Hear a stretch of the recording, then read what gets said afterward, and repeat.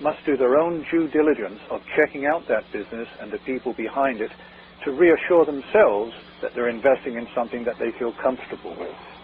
Okay. With venture capital, generally what percentage do the venture capital organizations take in a business? Right. There's two types of equity or shares that happen here, and two types of fees. One is the fees that you need to pay for, if you like, the intermediaries, the facilitators. And then there's the shares and the fees that you pay to the people who actually invest the money, the business angels themselves. Okay, so the venture capitalist has a whole package. They'll help get all the legal details and all that done, and they charge you for that. That's exactly it. Ourselves and other intermediaries and venture capitalists will charge a fee, and it's normally somewhere around about 5% of the money raised. And the way that they do that is for round numbers. If they're raising, say, 100K, they will actually raise 105K. Mm-hmm. So they have 5K for their fee, and the business that needs the 100K gets 100K. Now, that fee is only paid contingent if they raise the money and you get the money, or? Yes, that fee is only on success. But most of them will also, in fact, almost all of them, charge an engagement fee. Tell me about that. And that's something that people find harder to accept, I must admit. And in any other industry, you certainly wouldn't pay anything up front with no guarantee of success. Mm-hmm. But at least in the UK, that is how it is. Business angel networks and venture capitalists will often charge an engagement fee with no guarantee of success, because they have so many plans come through that it, first of all, does help their income, of course, to have a small engagement fee up front. Mm-hmm. But also, it separates very quickly those people who have a real business idea from those that are only dreaming. I agree. I think it's a good idea. It's a great way to qualify. Yeah. Without that, otherwise, people would be perfectly happy for them to go off and do a lot of work to try and find funding. And if it works out fine, if it doesn't, they'll go off somewhere else. And you tend to find that they don't shift on that. All right, well, let's go over some of the pros and cons of the different ways of being funded. I know we've touched on a little bit. Is there any more to add on that? Yeah, well, if you think back to where we started off from in terms of bank loans, let's just start from that. Well, let me go even further back. Go ahead. If you've got the ability to start up a business through borrowing money from friends or family, that's the first thing you should do. Mm-hmm. Because the rate of interest that you will have to pay them is going to be low, and you're going to get the money fairly quickly. And there's no intermediaries to pay. So that, when you're starting a business, that should be your first port of call. If that doesn't work, then the next best thing is to get a bank loan. Because with a bank loan, you can again get the funding very quickly, providing that you've got the collateral, and you're paying it back at a known rate. And again, that rate, if your business is successful, will be lower than you would pay in terms of giving away shares to a business angel. Okay. If your business is successful. So you keep all the control. You keep all the control. The downside is, of course, that if your business isn't successful, you still have the loan outstanding that you have to pay back to the bank. Mm-hmm. So that's the downside. With business angels, if your business is not a success, they lose their money. The angel loses their money. The angel loses their money. So you don't owe them anything. Mm-hmm. And you, of course, may have lost some money yourself, but you don't have any outstanding loans that you have to pay back. So that's good. It's not like they just give you the money and walk away. They have a direct interest in that business and the success of the business. It must be successful, and that's why they wouldn't just ignore it.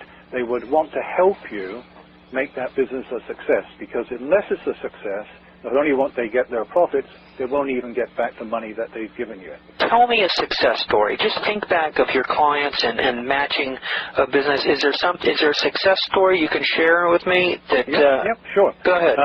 One very interesting one, which at first glance you wouldn't think would work, especially here in the UK, is around a menswear store where they are selling mainly designer beachwear.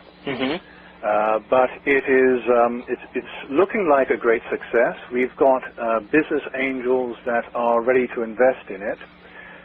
It has a couple stores already opened, and it's an area that banks couldn't approach because the person involved didn't have enough collateral. It was an area that most large business angel networks couldn't deal with, because the idea of a designer beachwear outfit in the UK just doesn't seem to make sense, because we've got a reputation for it raining and being cloudy a lot. Right.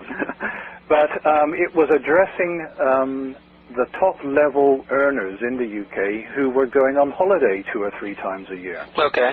And, of course, they were going on holiday to sunnier climates. And recognizing that, some business angels thought it would be a good idea. They did their due diligence. They found there was another company already set up doing exactly that in France that had been a great success, and this company now looks like mimicking that success. An area that conventional means of funding probably wouldn't have been right for. Okay. And any other successes you want to share? Yep, there's a company that not far from us, a little bit south of England, that is making granite worktops for kitchens, which again is an entirely different area of business, but they bring in granite worktops in a raw state from China, would you believe? Yeah. And they machine them and finish them and sell them on to large kitchen manufacturers at a very healthy profit. Okay. That is a complete factory that has been set up in order to do that. And in that case, we didn't go through a business angel organization. We had an investing member of company partners that decided that they would invest directly in that.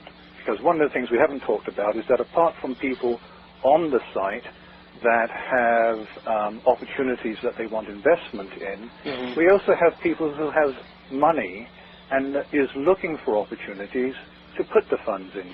Right, so you know who's looking for opportunities, and of course you and your friends or close associates, if there's something that comes your way that looks promising, you guys are going to get that first.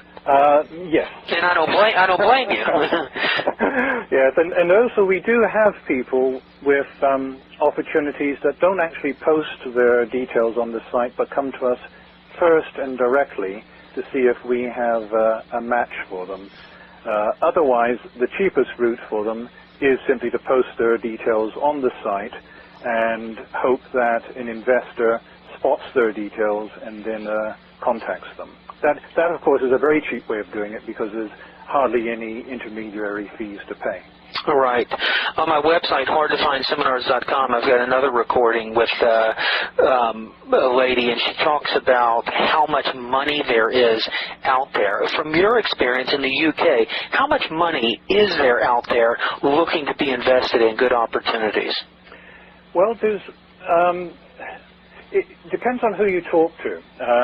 If you talk to the business angel networks and the venture capitalists, they will say that there is lots of money out there, but there's not enough really good opportunities. I've seen figures of somewhere around about £200 million ready to be invested. But they can't find all of the good opportunities that they would like to invest that money in. And they're not going to invest it just for the sake of doing so. It has to be a viable opportunity, of course. Right. Out of 100 business plans that you look at, how many would you say are quality opportunities? If I look at 100 business plans, I may see 5 that are quality opportunities. And of those, probably one of them would be something that would ultimately get funded. Now, tell me, what would you tell those 95 other business plans what they can do to get in that 1%? Right. The first thing is that most of them have very basic mistakes with their business plans, very, very basic mistakes. Simple things that range from